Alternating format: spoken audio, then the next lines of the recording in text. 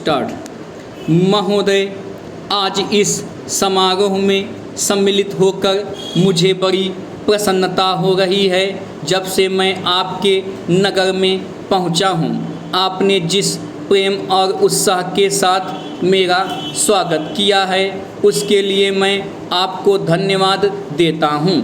मैं जानता हूं कि यह स्वागत किसी व्यक्ति विशेष के लिए नहीं, बल्कि यह देश के प्रति आपके प्रेम का प्रमाण है।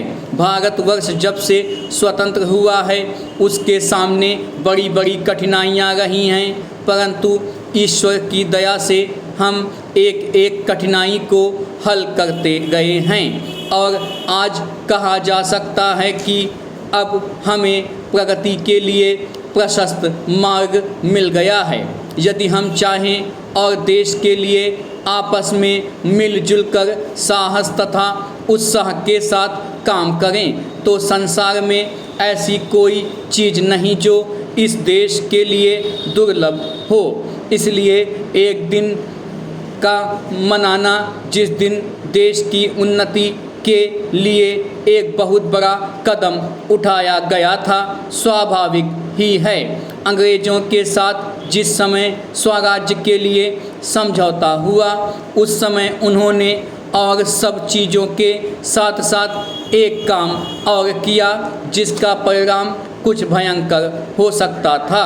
जहां एक ओर अंग्रेजी राज्य सीधे तौर पर चलता था, वहां दूसरी ओर देशी नरेशों के अधीन 600 से अधिक रियासतें भी थीं।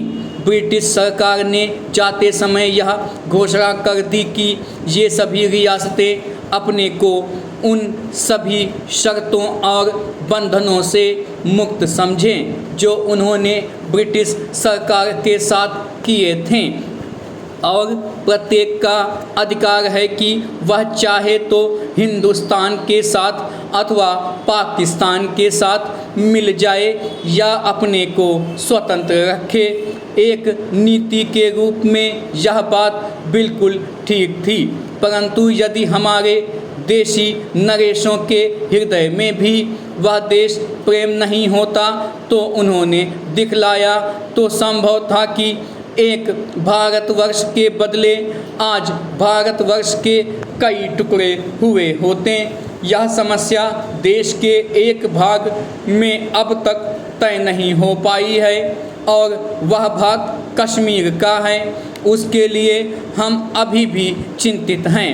देशी नरेशों के देश प्रेम, उनकी दूरदर्शिता और समय को पहचान कर उसके अनुसार अपने को ढाल लेने की उनकी शक्ति के फलस्वरूप ही भारत के 2 टुकड़े हो जाने पर भी विशाल भारतवर्ष आज रह गया है।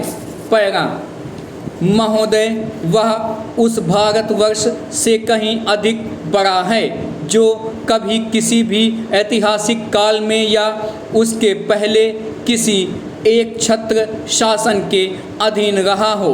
आप जानते हैं कि भारतवर्ष इतना बड़ा देश है, पर संसार के और बड़े बड़े देशों की सैनिक शक्ति के सामने उसकी शक्ति बहुत कम है।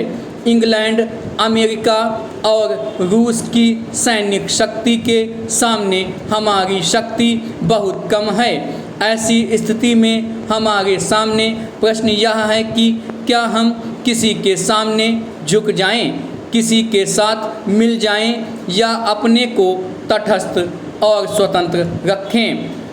किसी के साथ मिल जाने का अर्थ यह हो सकता है कि हमें उसके प्रभाव या उसकी शक्ति का लाभ मिले, परंतु उसका परिणाम भयंकर हो सकता है। यदि उन पर कभी संकट आया तो हम पर भी आएगा। यदि हम अलग रहते हैं तो हम अपने पैरों पर खड़े होकर अपनी शक्ति से बहुत कुछ कर सकते हैं। हमारे प्रधानमंत्री ने इसी नीति को अपनाया है और यद्यपि आरंभ में हमारे अपने देश में ही बहुत से लोगों ने इसको नहीं समझा था, पसंद नहीं किया, परंतु आज हम देख रहे हैं कि उसका परिणाम क्या हो रहा है। हमारे प्रधानमंत्री ने इस बात की घोषणा कर दी कि हम किसी भी दूसरे देश के साथ गठबंधन नहीं चाहते और हम स्वतंत्र रहकर अपना कामकाज अलग चलाएंगे। हमारे बहुतेरे लोगों ने यह समझा कि यदि हम किसी बलशाली देश से मिलें तो और कुछ नहीं तो कम से कम आर्थिक सहायता तो मिलेगी। जो देश यह चाहते थे कि हम उनके साथ मिलें, उन्होंने तो बुरा माना ही। उन्होंने यह नहीं समझा कि हम अपने को अलग रख रहे हैं, ना कि उनके विरोधियों के साथ मिल रहे हैं। जैसे जैसे समय बीतता गया, धीरे धीरे उन्होंने भी हमारी विदेशी नीति को समझा। आज संसार के लोग मानने लग गए हैं कि भारतवर्ष अपने दृष्टिकोण पर स्थित है।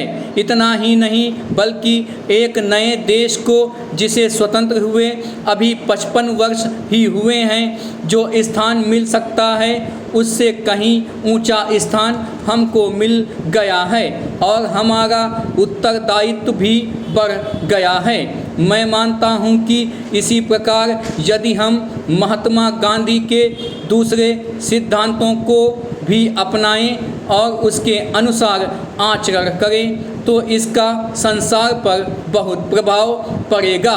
पैरा महोदय, जैसा कि माननीय सदस्य जानते हैं, कल दूसरे सदन में इसी तरह की बहस थी।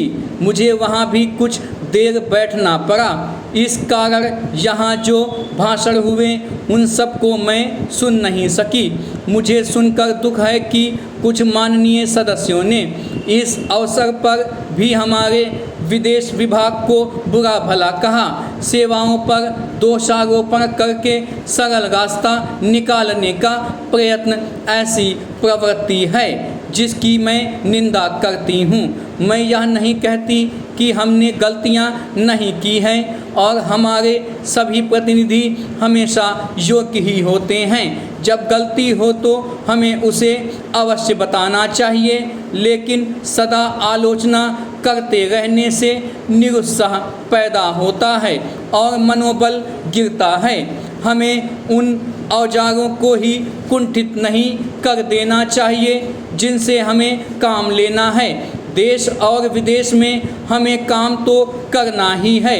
हम अच्छी तरह जानते हैं कि पाकिस्तान के शासकों को दी गई हर सहायता बांग्लादेश के निर्दोष लोगों के विरुद्ध इस्तेमाल की जाएगी।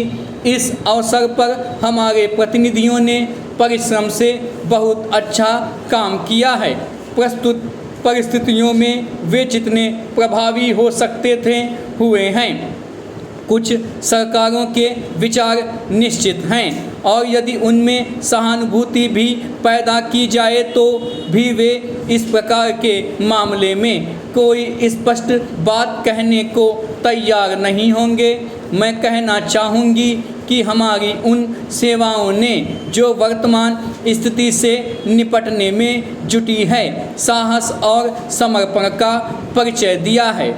यदि कुछ माननीय सदस्यों को गाली देकर और सरकार पर साहस, दिशा और यहाँ तक कि समझ की कमी का आरोप लगाकर कुछ संतोष मिलता है तो मैं उन्हें इससे वंचित नहीं करना चाहती। कुछ सदस्यों के लिए हिम्मत का अर्थ गले की ताकत और भावुकता की भाषा है। काश की जिंदगी इतनी ही सरल होती। इस सरकार में बहुत से दोष हो सकते हैं, लेकिन उसमें साहस की कमी नहीं है, ना ही यह आवश्यकता के अनुसार जोखिम उठाने से डरती है। जैसा मैं बहुत बार कह चुकी हूँ, हम इस स्थिति या किसी भी स्थिति के केवल कानूनी पहलू की चिंता नहीं करते। हम चिंता करते हैं केवल एक ही बात की, और वह है हमारे राष्ट्रीय हित, सुरक्षा और स्वाभाविक रूप से बांग्लादेश के बहादुर लोगों की सुरक्षा। इसी कारण से शांति से काम करने का महत्व है।